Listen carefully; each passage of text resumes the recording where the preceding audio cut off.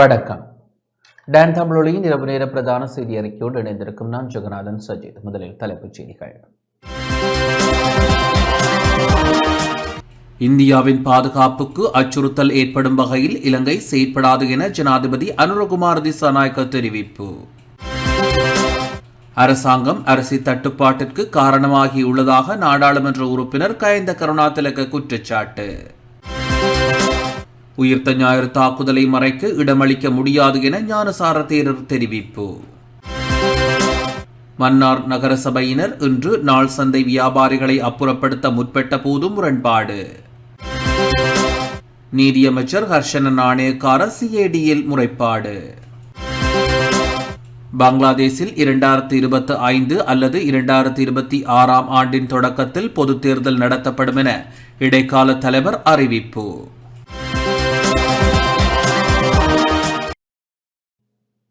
தொடர்வது முதன்மை செய்தி.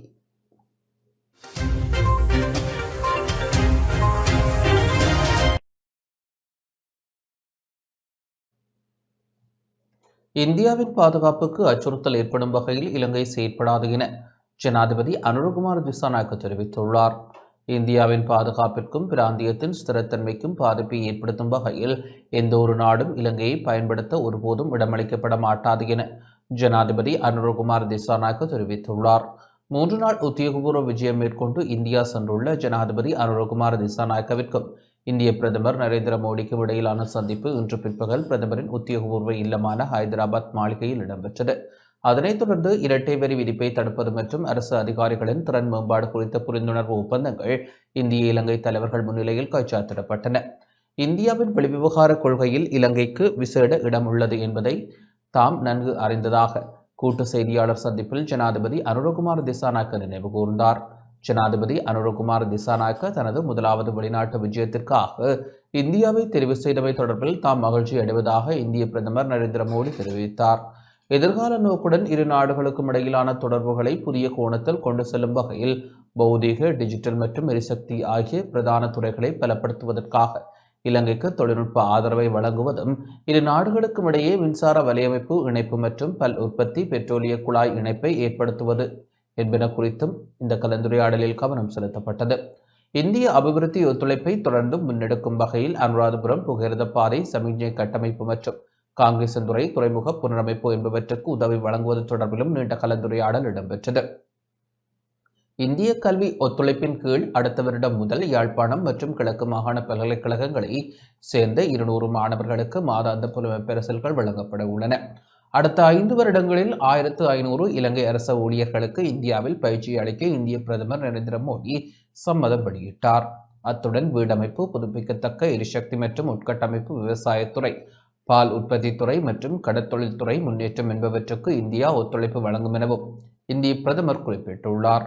இந்தியாவின் பாதுகாப்பிற்கும் பிராந்தியத்தின் ஸ்திரத்தன்மைக்கும் பாதிப்பை ஏற்படுத்தும் வகையில் யாரும் இலங்கையை பயன்படுத்த ஒருபோதும் இடமளிக்கப் போவதில்லை என ஜனாதிபதி அனுரகுமார் திசாநாயக்க தெரிவித்தார்.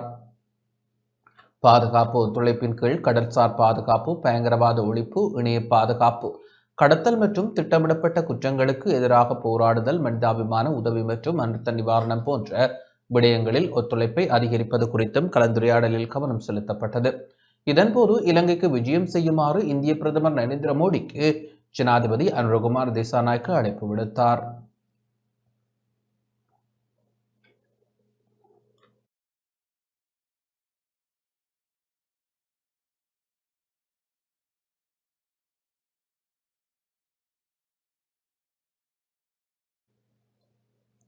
இந்தியாவுக்கு 3 நாள் உத்தியோகபூர்வ விஜயம் மேற்கொண்டுள்ள ஜனாதிபதி அனுரகுமார திசாநாயக்கவை வரவேற்கும் உத்தியோகபூர்வ நிகழ்வு இன்று காலை இந்திய ஜனாதிபதியின் உத்தியோகபூர்வ இல்லமான ராஷ்டிரபதி பவனில் இடம்பெற்றது.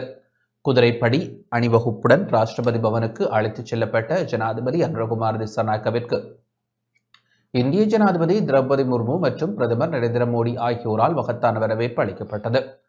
பூரண அரச மரியாதையுடன் 21 மரியாதை வேட்டுக்கள் தீர்க்கப்பட்டு அனுரகுமார் திசாநாயக்க வரவேற்கப்பட்டார்.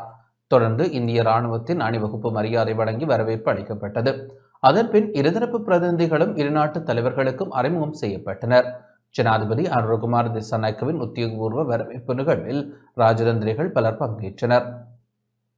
உத்தியோகபூர்வ வரவேற்பு நிகழ்வை தொடர்ந்து ராஜ்கோட்டில் உள்ள மகாத்மா காந்தி நினைவு சின்னத்திற்கு ஜனாதிபதி அனுரகுமார் திசாநாயக்க அஞ்சலி செலுத்தினார். பின்னர் தனது முதலாவது உத்தியோகபூர்வ வெளிநாட்டு விஜயத்தை நினைவுகூரும் வகையில் ராஜ்கோட்டில் உள்ள காந்தி தர்ஷன் வளாகத்தில் அசோக மரக்கன்று ஒன்றை நாட்டிய ஜனாதிபதி அனுரகுமார் திசாநாயக்க விருந்தினர் புத்தகத்திலும் கையொப்பமிட்டார்.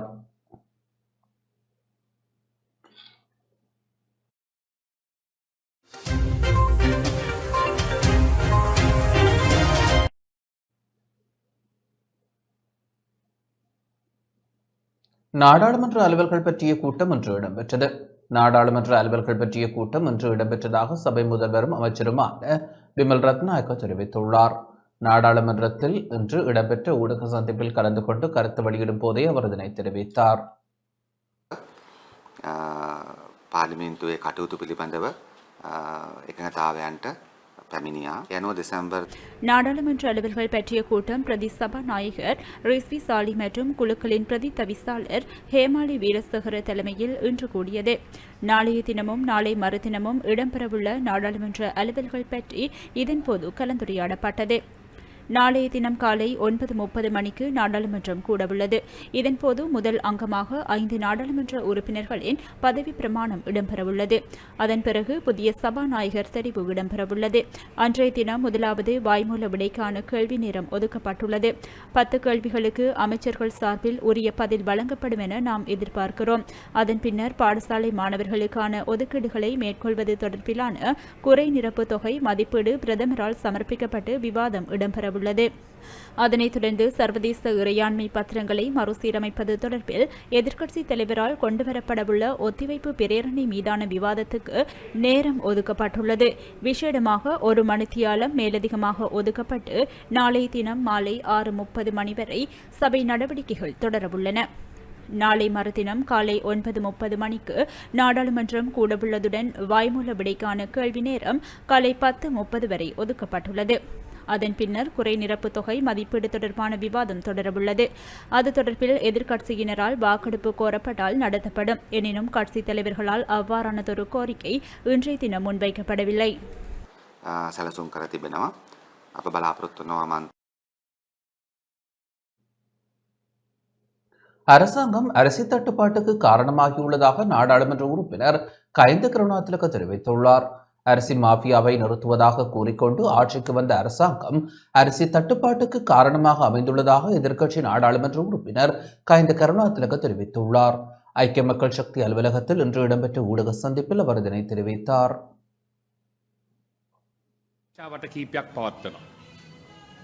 ජනතාව හිතුවා ඒ සාකච්ඡාවලින් පස්සේ හිගේකින් තොරව සාධාරණ මිලකට එතැන් පටන් அரிசி மாஃபியாவை நிறுத்த ஆணை வழங்குமாறு கூறி ஆட்சிக்கு வந்தனர். ஆனால் அரசாங்கம் அரிசி தட்டுப்பாட்டையே ஏற்படுத்தியுள்ளது. அத்துடன் ஜனாதிபதியின் இந்திய விஜயத்திற்கு வாழ்த்துக்களை தெரிவித்துக் கொள்கின்றோம். ஜனாதிபதியின் இந்திய விஜயம் மற்றும் அதற்கான மாற்றம் வரவேற்கத்தக்க வகையில் அமைந்துள்ளது. தேசிய பட்டியல் ஆசனத்திற்கு காணப்பட்ட வெற்றிடம் நிவர்த்தி செய்யப்பட்டுள்ளது. நாளை ஐக்கிய மக்கள் சக்தியின் தேசிய பட்டியல் உறுப்பினர்கள் பதவி பிரமாணம் செய்து கொள்வர். குறைந்த எண்ணிக்கையிலான ஆசனங்கள் கிடைக்கப் பெற்றுள்ள நிலையில்தான் தேசிய பட்டியல் உறுப்பினர்களை தெரிவு செய்வதில் நெருக்கடி நிலை காணப்பட்டது. இப்போது அதனை முடிந்த அளவு நிவர்த்தி செய்துள்ளோம். அதற்கமையவே அவர்கள் நாளை நாடாளுமன்ற உறுப்பினர்களாக பதவி பிரமாணம் செய்யவுள்ளனர். கட்சியின் ஊடாகவே குறித்த தீர்மானம் எடுக்கப்பட்டுள்ளது. எதிர்க்கட்சித் தலைவர் சஜித் பிரேமதாச தலைமையில் கலந்துரையாடல் ஒன்று இன்று இடம்பெறவுள்ளது. அதில் நாடாளுமன்ற செயற்பாடுகள் தொடர்பில் கலந்துரையாடப்படவுள்ளது. හාල් මිලට ගන්න අවස්ථාවක් ලැබෙයි කියලා. ගිය සතියේ අපි දැක්ක නැවත මහ පරිමාණ හාල් මෝල් හිමියන් ජනාධිපතිතුමා කැඳවලා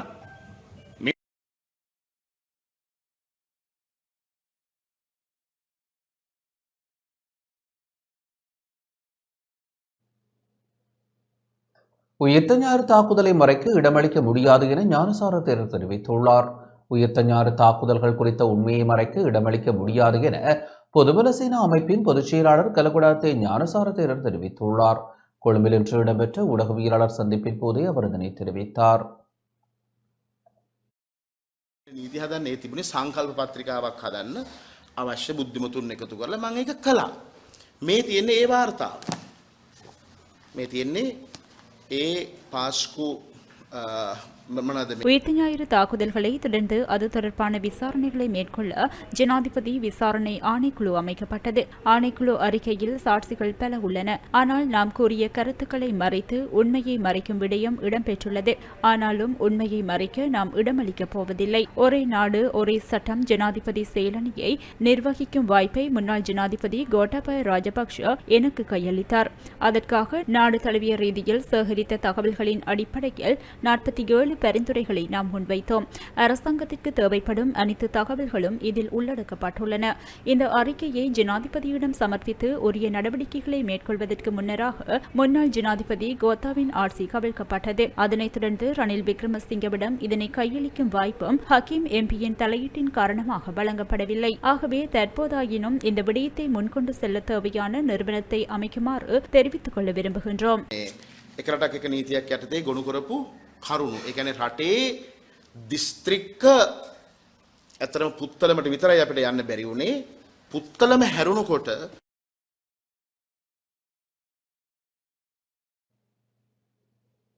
மன்னார் நகரசபையினர் இன்று நாள் சந்தை வியாபாரிகளை அப்புறப்படுத்த முற்பட்ட போது முரண்பாடு ஏற்பட்டது.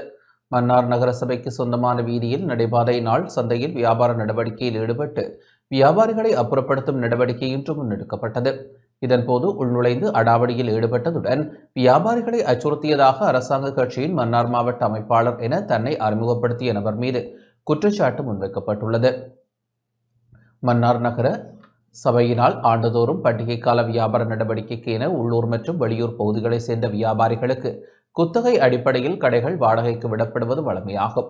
அந்த வகையில் இம்முறை கடைகளை குத்தகைக்கு விடுவதற்கான ஏற்பாடுகளை மன்னார் நகரசபை மேற்கொண்டு வருகின்றது. இதன்போது குத்தகைக்கு விடப்படும் பகுதியில் இருந்த பெரும்பாலான நடைபாதை வியாபாரிகள் நகரசபையின் கோரிக்கைக்கு அமைவாக அப்பகுதியிலிருந்து தாமாக வெளியேறி வருகின்றனர். இருப்பினும் சிலர் அப்பகுதியை விட்டு வெளியேற மறுத்து இன்று போலீசார் மற்றும் நகரசபை ஊழியர்களுடன் வாக்குவாதத்தில் ஈடுபட்டனர். இதன்போது அப்பகுதிக்கு விரைந்த அரச கட்சியின் மன்னார் மாவட்ட அமைப்பாளர் என தன்னை அடையாளப்படுத்திய நபர் அதிகாரிகளுடன் முரண்பட்டதுடன் சில வியாபாரிகளுடன் முரண்பாட்டில் ஈடுபட்டார். இந்த விடயத்தை ஒளிப்பதிவு செய்வதை தடுக்கும் செயற்பாட்டில் ஈடுபட்ட குறித்த நபர் காணொலி எடுக்க முயன்ற ஊடகவியலாளரின் கையடக்க தொலைபேசியையும் தட்டிவிட முயற்சி செய்ததாக எமது பிராந்திய செய்தியாளர் குறிப்பிட்டார். குறித்த பகுதியில் அமைக்கப்பட்டிருந்த கடைகளை அகற்ற முடியாது எனவும் தான் அமைச்சர் மற்றும் ஆளுநருடன் உரையாடியுள்ளதாகவும் முரண்பாட்டில் ஈடுபட்ட நபர் தெரிவித்தார். அதனை அடுத்து ஆளுநர் அலுவலகத்துடன் தொடர்பு கொண்டு வினவிய போது அவ்வாறு எந்த ஒரு அனுமதியும் வழங்கப்படவில்லை எனவும் எந்த ஒரு அரசியல் கட்சியின் அரசியல்வாதிகளும் ஆளுநரிடம் இது தொடர்பில் கதைக்கவும் இல்லை எனவும் பதில் கிடைத்தது. இந்த நிலையில் முரண்பாட்டில் ஈடுபட்ட நபர் உடனடியாக விசாரணைக்கு உட்படுத்தப்பட வேண்டும் என பாதிக்கப்பட்ட வியாபாரிகள் கோரிக்கை விடுத்துள்ளனர்.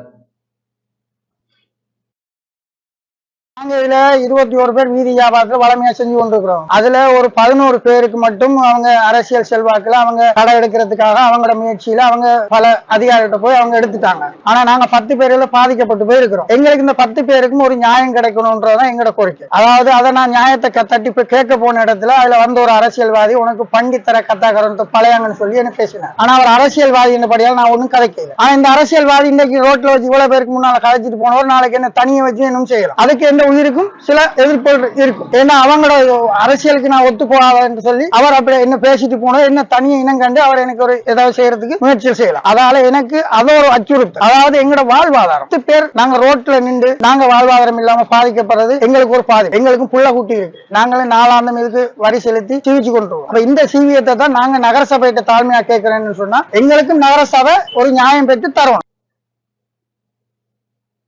உலக உணவு திட்டத்தின் கீழ் கிளிநொச்சி விவசாயிகளுக்கு இன்று உரம் வழங்கி வைக்கப்பட்டது.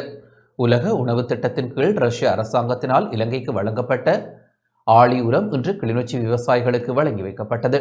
கிளிநொச்சி பூநகரி கமநல சேவை நிலையத்தை சேர்ந்த விவசாயிகளுக்கு இவ்வாறு உரம் வழங்கப்பட்டது.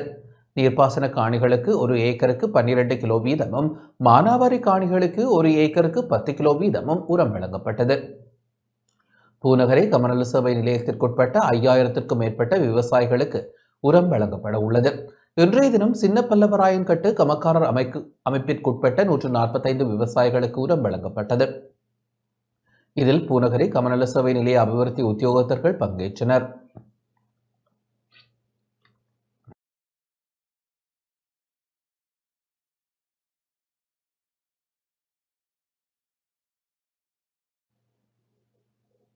யாழ்ப்பாணம் கொடிகாமத்தில் மடத்தடி வீதியை தோண்டி வடிகாலாக மாற்றியமை தொடர்பில் விசாரணை நடத்தப்பட வேண்டுமென நாடாளுமன்ற உறுப்பினர் கஜேந்திரகுமார் பொன்னம்பலம் வலியுறுத்தியுள்ளார். யாழ்ப்பாணம் கொடிகாமம் J326 கிராம அலுவலர் பிரிவில் மடத்தடி வீதியை தோண்டி வடிகாலாக மாற்றியமை தொடர்பில் விசாரணை நடத்தப்பட வேண்டுமெனவும் வீதி புனரமைக்கப்பட வேண்டுமெனவும் நாடாளுமன்ற உறுப்பினர் கஜேந்திரகுமார் பொன்னம்பலம் வலியுறுத்தியுள்ளார். இது தொடர்பில் யாழ்ப்பாணம் மாவட்ட பதில் அரசாங்க அதிபருக்கு கடிதம் அனுப்பி வைக்கப்பட்டுள்ளது. கொடிகாமம் J326 கிராம அலுவலர் பிரிவில் உள்ள மடத்தடி வீதியானது கடந்த 50 வருடங்களாக புனரமைப்பு செய்யப்படவில்லை என கிராம மக்கள் கவலை வெளியிட்டுள்ளனர். குறித்த பகுதியில் ஒவ்வொரு ஆண்டும் மழை பெய்யும் ஒவ்வொரு சந்தர்ப்பங்களிலும் வெள்ளம் தேங்கி நிற்பதனால் மக்கள் வீதியால் பயணம் செய்ய முடியாத நிலை ஏற்படுவதுடன் பெருமளவான குடும்பங்கள் வீடுகளில் இருந்து வெளியேறி இடைத்தங்கல் முகாம்களுக்கும் உறவினர்கள் நண்பர்களது வீடுகளுக்கும் செல்ல வேண்டிய நிலை ஏற்படுகின்றது. அண்மையில் பெய்த கனமழை காரணமாக ஏற்பட்ட வெள்ளத்தை வெளியேற்றுவதற்காக சாவகச்சேரி பிரதேச சபையினால் வீதியின் நடுவே நீளமான வாய்க்கால் தோண்டப்பட்டது. வீதியின் நடுவே வாய்க்கால் தோண்டினால் போக்குவரத்து முற்றாக பாதிக்கப்படும் என அப்பகுதி விவசாயிகள் சுட்டிக்காட்டிய போதும் மக்களின் ஆட்சேபனைகள் எதனையும் பொருட்படுத்தாமல் வாய்க்கால் தோண்டப்பட்டுள்ளது. இதனால் குறித்த வீதியூடாக பயணிக்கும் 7 கிராமங்களை சேர்ந்த மக்களும் பாதிக்கப்பட்டுள்ளனர். குறிப்பாக கொடிகாமம் சந்தைக்கு தமது உற்பத்திகளை எடுத்துச் செல்லும் விவசாயிகள் பாதிக்கப்பட்டுள்ளனர். இந்த நிலையில் பொறுப்பற்ற விதமாக வீதியின் நடுப்பகுதியை தோண்டி ஆழமான வாய்க்காலாக மாற்றியமை தொடர்பில் முழுமையான விசாரணை நடத்தப்பட வேண்டும் எனவும் தேங்கி நிற்கும் வெள்ளத்தை வெளியேற்றுவதற்கான வடிகால் அமைக்கப்பட வேண்டும் எனவும் குறிப்பிட்டுள்ள நாடாளுமன்ற உறுப்பினர் கஜேந்திரகுமார் பொன்னம்பலம் குறித்த வீதியை உடனடியாக புனரமைப்பதற்கு நடவடிக்கை எடுக்க வேண்டும் என வலியுறுத்தியுள்ளார்.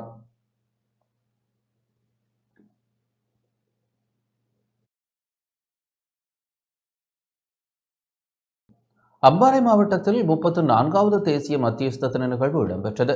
அம்பாறை மாவட்டத்தில் 34வது தேசிய மத்தியஸ்த தின நிகழ்வு இன்று இடம்பெற்றது.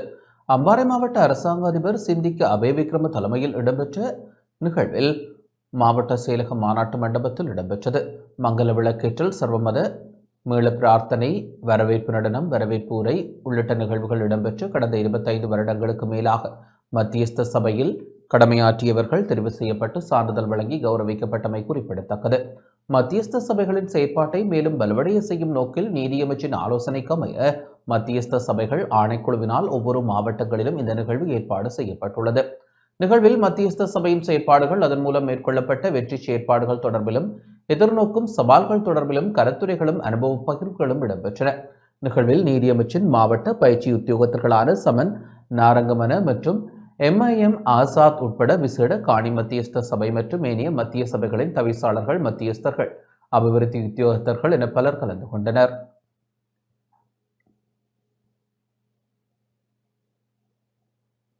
முன்னாள் சபாநாயகரின் பதவி விலகல் வரவேற்கத்தக்கது என பொதுஜன பெரமுனவின் பொதுச் செயலாளர் சாகர காரியவசம் தெரிவித்துள்ளார். எதிர்க்கட்சி தகுதியான ஒருவரின் பெயரை சபாநாயகராக முன்மொழியும் பட்சத்தில் அதற்கான ஆதரவை வழங்க தயாராக உள்ளதாக ஸ்ரீலங்கா பொதுஜன பெரமுன கட்சியின் பொதுச் செயலாளர் சாகர காரியவசம் தெரிவித்துள்ளார். கொழும்பில் இன்று இடம்பெற்ற ஊடகவியலாளர் சந்திப்பின் போதே அவர் இதனை தெரிவித்தார்.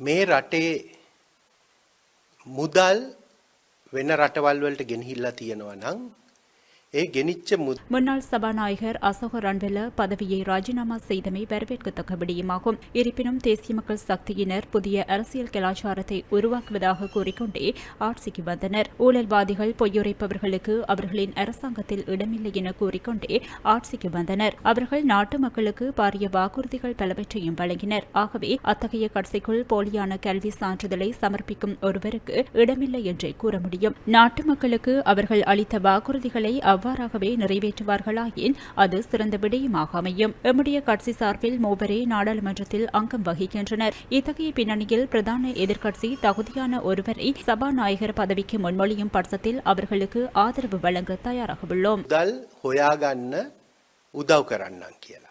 මොකද ඇමරිකාවට ඒ උදව්ව ලේසියෙන්ම කරන්න පුළුවන්. ඒ හැකියාව நீதியமைச்சர் ஹர்ஷன நாணயக்கார CIDயில் முறைப்பாடு ஒன்றை பதிவு செய்துள்ளார். நாடாளுமன்ற இணையதளத்தில் நாடாளுமன்ற உறுப்பினர்களின் பெயர் பட்டியலில் தன்னுடைய பெயருக்கு முன்பாக பேராசிரியர் என பதிவு செய்யப்பட்டுள்ளமைக்கு எதிராக விசாரணைகளை மேற்கொள்ளுமாறு கோரி நீதி மற்றும் தேசிய ஒருமைப்பாட்டு அமைச்சர் ஹர்ஷன நாணயக்கார குற்றப்புலனாய்வு திணைக்களத்தில் முறைப்பாடு செய்துள்ளார். அதனைத் தொடர்ந்து ஊடகங்களுக்கு அவர் இவ்வாறு கருத்து வெளியிட்டார்.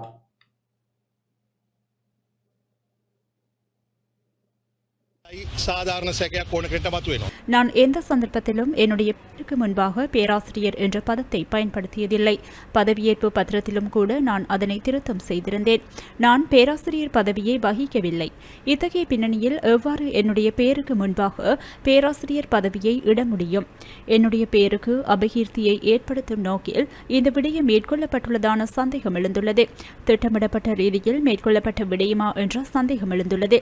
இந்த விடயம் திட்டமிடப்பட்ட ரீதியில் முன்னெடுக்கப்பட்டிருக்கும் பட்சத்தில் அதற்கு எதிராக இழப்பீடு மற்றும் சட்ட நடவடிக்கை எடுக்க வேண்டும் என்ற ஆலோசனையையும் சட்டத்தரணிகளுக்கு வழங்கியுள்ளேன்.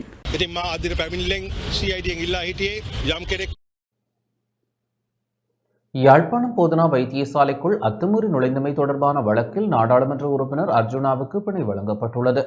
யாழ்ப்பாணம் போதனா வைத்தியசாலைக்குள் அத்துமீறி நுழைந்தமை தொடர்பான வழக்கில் நாடாளுமன்ற உறுப்பினர் அர்ஜுனா மற்றும் சட்டத்தரணி என் கௌசல்யா ஆகியோரை தலா 1 லட்சம் ரூபாய் பெறுமதியான ஆழ்பிணையில் செல்ல யாழ்ப்பாணம் நீதவான் நீதிமன்றம் அனுமதி வழங்கியுள்ளது. கடந்த வாரம் அர்ஜுனா மற்றும் கௌசல்யா ஆகியோர் வைத்தியசாலைக்குள் அத்துமீறி நுழைந்து வைத்தியர்களின் கடமைகளுக்கு இடையூறு விளைவித்ததாக வைத்தியசாலை பணிப்பாளர் த சத்தியமூர்த்தி யாழ்ப்பாண போலீஸ் நிலையத்தில் முறைப்பாடு செய்தார். அந்த முறைப்பாட்டின் பிரகாரம் விசாரணைகளை முன்னெடுத்த போலீசார் நீதிமன்றில் வழக்கு தாக்கல் செய்தனர். குறித்த வழக்கு இன்று யாழ்ப்பாணம் நீதவான் நீதிமன்றில் விசாரணைக்கு எடுத்துக் கொள்ளப்பட்ட போது குற்றம் சாட்டப்பட்ட அர்ஜுனாவும் கௌசல்யாவும் மன்றில் முன்னிலையாகியிருந்தனர். விசாரணையின் போது வைத்தியசாலைக்குள் பணிப்பாளரின் அனுமதியின்றி அத்துமீறி நுழைதல், முறைப்பாட்டாளருக்கு இடையூறு விளைவித்தல் போன்ற செயற்பாடுகளில் ஈடுபடக்கூடாது என சந்தேக நபர்களுக்கு அறிவுறுத்திய நீதவான் சந்தேக நபர்களை தலா 1 லட்சம் ரூபாய் பெறுமதியான ஆழ்பிணையில் செல்ல அனுமதி வழங்கினார். குறித்த வழக்கை மேற்கொண்டு நடத்துவது தொடர்பில் சட்டமா அதிபரின் ஆலோசனைகளை பெறுமாறு போலீசாருக்கு அறிவுறுத்திய நீதவான் வழக்கை எதிர்வரும் பிப்ரவரி மாதம் 7ஆம் தேதிக்கு ஒத்திவைத்தார்.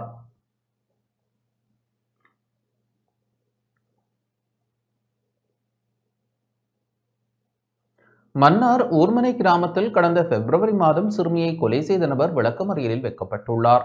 மன்னார் தலைமன்னார் ஊர்மனை கிராமத்தில் கடந்த பிப்ரவரி மாதம் சிறுமியை கொலை செய்த நபர் எதிர்வரும் 26ஆம் தேதி வரை விளக்கமறியலில் வைக்கப்பட்டுள்ளார்.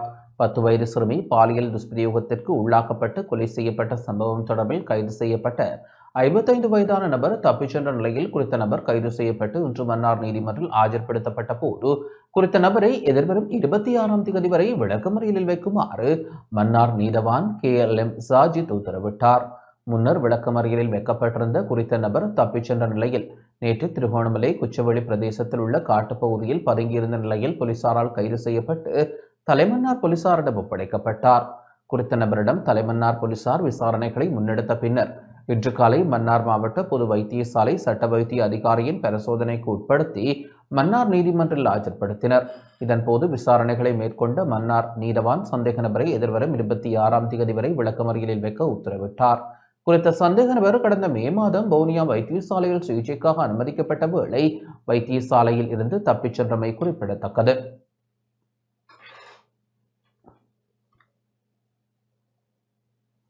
மட்டக்களப்பு வலயக்கல்வி அலுவலக வருடாந்த ஒளிவிழா இன்று இடம்பெற்றது. மட்டக்களப்பு வலயக்கல்வி அலுவலக வருடாந்த ஒளிவிழா அலுவலக பிரதான மண்டபத்தில் இன்று இடம்பெற்றது. மட்டக்களப்பு வலயக்கல்வி அலுவலக உத்தியோகத்தர்களின் நலன்புரி சங்கத்தின் ஏற்பாட்டில் மட்டக்களப்பு கல்வி வலய உதவி கல்வி பணிப்பாளர் ஷாமினி ரவிராஜ் தலைமையில் சிறப்பாக இடம்பெற்றது. நிகழ்வில் பிரதம அதிதியாக கல்வி வெளியீட்டு திணைக்கள மேலதிக ஆணையாளர் நாயகம் சுஜாதா குலேந்திரகுமார், ஆன்மீக அதிதிகளாக புளியந்தீவு புனித மரியாள் பேராலய பங்குத்தந்தை லெஸ்லி ஜெயகாந்தன், சின்ன ஊரணி மெதடிஸ்த திருச்சபையின் குருவானவர் அருட்பணி ஜெகதாஸ் ஆகியோர் கலந்து சிறப்பித்த நிகழ்வில் மாணவர்களின் கலைப்படைப்புகள் அரங்கேற்றப்பட்டு ஆன்மீக ஆசி செய்திகளும் வழங்கப்பட்டன. நிகழ்வில் மட்டக்களப்பு வலயக்கல்வி அலுவலக பிரதி கல்வி பணிப்பாளர்கள், கோட்டக்கல்வி பணிப்பாளர்கள், அலுவலக நிர்வாக உத்தியோகத்தர்கள், அலுவலக அபிவிருத்தி உத்தியோகத்தர்கள், அலுவலக பணியாளர்கள், ஆசிரிய ஆலோசகர்கள், பாடசாலை அதிபர்கள், ஆசிரியர்கள், மாணவர்கள், பெற்றோர்கள் என பலர் கலந்து கொண்டனர். மட்டக்களப்பு கல்லடி டச்பார் புனித இஞ்சாஜியார் ஆலய மறைக்கல்வி பாடசாலையின் வருடாந்த ஒளிவிழா நேற்று மாலை இடம்பெற்றது. ஆலய பங்குத்தந்தை அருட்பணி லோரன்ஸ் லோகநாதன் அடிகளார் தலைமையில் இடம்பெற்ற ஒளிவிழா நிகழ்வில் பிரதம அதிதியாக கிழக்கு பல்கலைக்கழகத்தின் சிரேஷ்ட விரிவுரையாளரும் அருட்தந்தையுமான நவரட்னம் அடிகளார் கலந்து கொண்டார். சிறப்பு அதிதிகளாக அருட்தந்தை இயேசு சபைத்துறவி அனிஸ்டன் மொராயஸ், இயேசு சபைத்துறவி அருட்தந்தை ஜோசப் மேரி, அருட் சகோதரர் பிரதீபன், முன்னாள் பங்குத்தந்தை சுவைக்கின் ரோஷான் அடிகளார் ஆகியோர் கலந்து கொண்டனர். அதிதிகளுக்கு மலர் மாலைகள் அணிவிக்கப்பட்டு வரவேற்பு அளிக்கப்பட்டதைத் தொடர்ந்து மங்கள விளக்கேற்றல் இறைவணக்கத்துடன் ஆரம்பமாகிய நிகழ்வில் மறைக்கல்வி மாணவர்களின் கலை நிகழ்வுகள் இடம்பெற்றதுடன் அதிதிகள் உரை இடம்பெற்று தேசிய ரீதியில் இடம்பெற்ற விவிலிய வினாவிடை போட்டியில் சாதனை படைத்த மாணவர்கள் மறைக்கல்வி மாணவர்களுக்கும் பரிசில்கள் வழங்கி வைக்கப்பட்டது. நிகழ்வில் அருட்தந்தையர்கள், அருட் சகோதரிகள், அருட் சகோதரர்கள், பங்கு மக்கள் என பலர் பங்கேற்றனர். மட்டக்களப்பு பெரிய கல்லாறு மெதடிஸ்த திருச்சபையின் 2024 ஆண்டிற்கான பிரமாண்டமான கிறிஸ்துமஸ் மரம் ஒளியூட்டப்பட்டு திறந்து வைக்கப்பட்டது. கிறிஸ்து பிறப்பு இன்னிசை வழிபாட்டை தொடர்ந்து கல்லாறு திருச்சபையின் சபைக்குரு அருட்திரு எஸ் திருமறைதாசன் மற்றும் சேகர குருமார்களினாலும் கல்லாறு மெதடிஸ்த திருச்சபை மக்களினாலும் வெகு விமர்சையாக இனிப்பு பண்டங்கள் வழங்கி கிறிஸ்துவின் பிறப்பை வெளிப்படுத்தும் முகமாக ஒளியூட்டப்பட்ட கிறிஸ்துமஸ் மரம் திறந்து வைக்கப்பட்டது. இதில் சிறப்பம்சமாக கிறிஸ்துமஸ் மரம் 30,000க்கும் மேற்பட்ட LED மின்குமிழ்களை கொண்டு வடிவமைக்கப்பட்டமை குறிப்பிடத்தக்கது. நாடாளுமன்ற உறுப்பினர் சிவஞானம் ஸ்ரீதரன் கனடாவிற்கு பயணமாகியுள்ளார். இலங்கை தமிழரசு கட்சியின் யாழ் மாவட்ட நாடாளுமன்ற உறுப்பினர் சிவஞானம் ஸ்ரீதரன் கனடா நோக்கி பயணமாகியுள்ளார். கனடிய வெளிவிவகார அமைச்சின் அழைப்பின் பேரில் அவர் அங்கு சென்றுள்ளார். இந்த பயணத்தின் போது கனடாவின் வெளிவிவகார அமைச்சின் இந்தோ பசிபிக் பிராந்தியங்களுக்கான பிரதியமைச்சர் வெல்டன் எப்பை சந்தித்து உரையாட உள்ளார். இதன்போது பொறுப்புக்கூறல், இந்தோ பசிபிக் பிராந்தியத்தின் சமகால அரசியல் சூழல்கள், தமிழ் மக்களின் நெருக்கடிகள் உள்ளிட்ட பல விடயங்கள் தொடர்பாக பேசப்பட உள்ளதாக தெரிவிக்கப்பட்டுள்ளது. இச்சந்திப்பில் நாடாளுமன்ற உறுப்பினர் சண்முகம் குகதாசனும் பங்கேற்க உள்ளார். இதேவேளை எதிர்வரும் 23ஆம் தேதி வரை கனடாவில் தங்கியிருக்க உள்ள ஸ்ரீதரன் அங்கு பல்வேறு தரப்பினரையும் சந்தித்து உரையாட உள்ளமை குறிப்பிடத்தக்கது.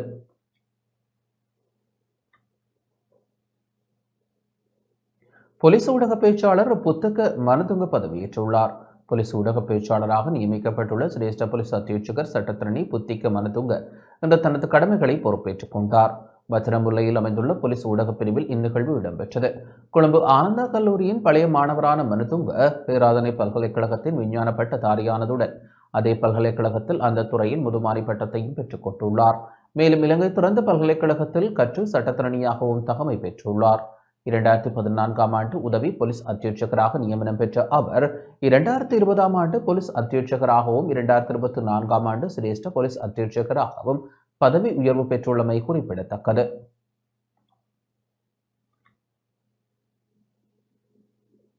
யாழ்ப்பாணம் வடமராட்சியில் எரிவாயுவை பெற்றுக் கொள்வதற்கு மக்கள் வரிசையில் கலந்து நின்றனர். யாழ்ப்பாணம் வடமராட்சி பருத்தித்துறை பகுதியில் மக்கள் எரிவாயுவை பெற்றுக் கொள்வதற்காக வரிசையில் காத்து நின்றனர். ஒரு மாதத்திற்கு மேலாக லாப் சமையல் எரிவாயு தட்டுப்பாடு நிலவியிருந்த நிலையில் இன்று லாப் எரிவாயு வர்த்தக நிலையங்களுக்கு வரும் என்ற நம்பிக்கையுடன் மக்கள் காத்து நின்றதாக தெரிவித்துள்ளனர். பெண்களுக்கு எதிரான வன்முறைகளை ஒழிப்பதற்கான தேசிய செயற்திட்டம் இடம்பெற்றது. பெண்களுக்கு எதிரான மற்றும் பாலின அடிப்படையிலான வன்முறைகளை ஒழிப்பதற்கான தேசிய செயற்திட்டம் நாடளாவிய ரீதியில் கடந்த நவம்பர் 25ஆம் தேதி முதல் இம்மாதம் 15ஆம் தேதி வரை இடம்பெற்றது. அந்த வகையில் பிரிடோ நிறுவனம் நுவரெலியா மாவட்டத்தில் தோட்டப்புற மக்களுக்கு பல்வேறு விழிப்புணர்வு திட்டங்களை முன்னெடுத்த நிலையில் நேற்றைய தினம் பிரிடோ நிறுவன நிறைவேற்று பணிப்பாளர் மைக்கேல் யோகிம் தலைமையில் பிரிடோ பெண்கள் வலய அமைப்பின் ஏற்பாட்டில் ஹேட்டனில் விசேட நிகழ்வுகள் இடம்பெற்றன. இதன்போது தேசிய மக்கள் சக்தியின் நுவரெலியா மாவட்ட நாடாளுமன்ற உறுப்பினர் கலைச்செல்வி கலந்து கொண்டார். வீட்டில் பெண்களுக்கு எதிராக இடம்பெறும் வன்முறைகளை தடுத்தல் மற்றும் பணியிடத்தில் பெண்கள் முகம் கொடுக்கும் துன்புறுத்தலை தடுப்பதற்கு இந்த திட்டம் ஊடாக பிரயோக ரீதியாக செயற்பட வேண்டும் என இதன்போது கலந்து கொண்ட பெண்கள் கருத்து வெளியிட்டனர்.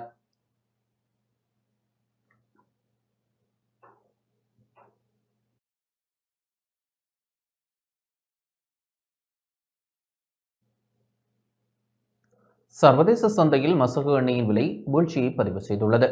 சர்வதேச சந்தையில் மசகு எண்ணெயின் விலை இன்றைய தினம் சற்று வீழ்ச்சியை பதிவு செய்துள்ளது. உலக சந்தையில் WTI ரக மசகு எண்ணெய் பீப்பாய் ஒன்றின் விலை 71.72 அமெரிக்க டாலராக வீழ்ச்சியை பதிவு செய்துள்ளது. அத்துடன் பிரெண்ட் ரக மசகு எண்ணெய் பீப்பாய் ஒன்றின் விலை 74.41 அமெரிக்க டாலராக வீழ்ச்சியடைந்துள்ளது. இதேவேளை உலக சந்தையில் இயற்கை எரிவாயுவின் விலை இன்றைய தினம் 3.242 அமெரிக்க டாலராக வீழ்ச்சியை பதிவு செய்துள்ளது.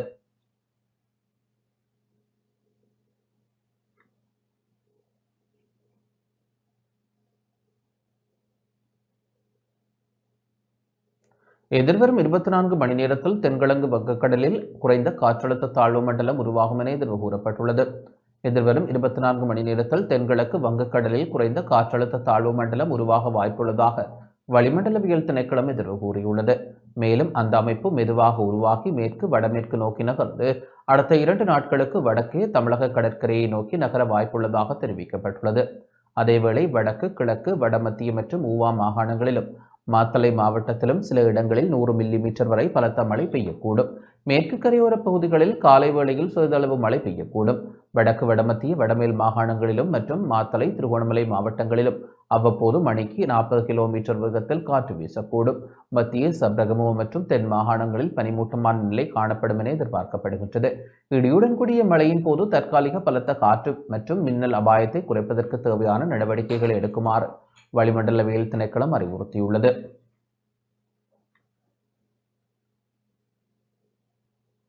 புதிய கடத்தொழில் அமைச்சர் மீனவர் பிரச்சினையை பார்வையிட்டு செல்வதாக வடக்கு மாகாண மீனவ பிரதிநிதி நவர்ண குலசிங்கம் தெரிவித்துள்ளார். வடக்கு மீனவர்கள் பல்வேறு வகையிலும் பாதிக்கப்பட்டு வரும் நிலையில் புதிய கடத்தொழில் அமைச்சர் மீனவர் பிரச்சினையை பார்வையிட்டு செல்வதாக வடக்கு மாகாண மீனவ பிரதிநிதி நவர்ண குலசிங்கம் தெரிவித்துள்ளார். இன்று யாழ்ப்பாணம் வெல்வெட்டித்துறையில் கருத்து வெளியிடுகையில் இவ்வாறு குறிப்பிட்டார். இன்னைக்கு நான் கடற்கரை ஓரம் நின்றுதான் இந்த பிரச்சனையை கழித்து கொண்டிருக்கிறேன். கடலையை மடுப்பேன் நினைக்கிறேன். இன்றைக்கு நாங்கள் எத்தனையோ காலம் 6, 7, 8 வருஷம் பிடிச்சு நாங்கள் இந்த கடலையை கட்டிச்சாருங்கன்னு சொல்லி கேட்டு அரசாங்கம் செவி சாய்க்கல. அந்த கடத்தொழில் அமைச்சர் மேலும் செவி சாய்க்கல. இப்ப புதுசா வந்த கடத்தொழில் அமைச்சரும் என்ன செய்யறாரோ எங்களுக்கு ஒன்றுமா விளங்கல. ஏன்னு சொன்னா பாருங்க, இன்றைக்கு கடலை பாருங்க உங்களுக்கு அடிக்குது. படகுகள் இழுக்க இடம் இல்லை. படகுகள் எல்லாம் அடிபட்டு சேதப்பட்டு இன்றைக்கு உடைஞ்சு சுக்குநூறா போய் கொண்டிருக்குது. அப்ப இன்றைக்கு இதுக்கு காசு இல்லைன்னு சொல்ற அரசாங்கம் உண்மையின்படி இவ்வளவு காலமாச்சது. எத்தனையோ பாராளுமன்ற உறுப்பினர்கள் ஒருங்கிணைப்பு குழு கூட்டத்தில் கலந்திருக்கிறார்கள். சில பாராளுமன்ற உறுப்பினர் அமைச்சர் ஒருங்கிணைப்பு குழு கூட்டத்துக்கு தலைவராக இருந்திருக்கிறார்கள். இன்றைக்கு இன்றைக்கு யாழ் மாவட்டத்துக்கோ அல்லது இந்த வடகோரிக்கோ ஒதுக்கப்படுற காசுகள் என்னென்ன செய்யணும், என்னென்ன ஒதுக்கப்பட்டது, என்னென்ன வேலை திட்டம் சரியான முறையில் நடந்திருக்கா இல்லையான்னு சொல்லி இன்றைய வரை எந்த பாராளுமன்ற உறுப்பினர் சரி எந்த அமைச்சர் சொல்லி கவனத்திலே முடிக்கல. அதை பார்க்கவும் இல்லை. தாங்கள் வரிவில 4 வார்த்தையை கலைப்பின பெரிய வித்துவான் மாதிரி கழிச்சுட்டு போறவே தவிர எந்த விதமான ஒரு நடவடிக்கையும் இல்லை.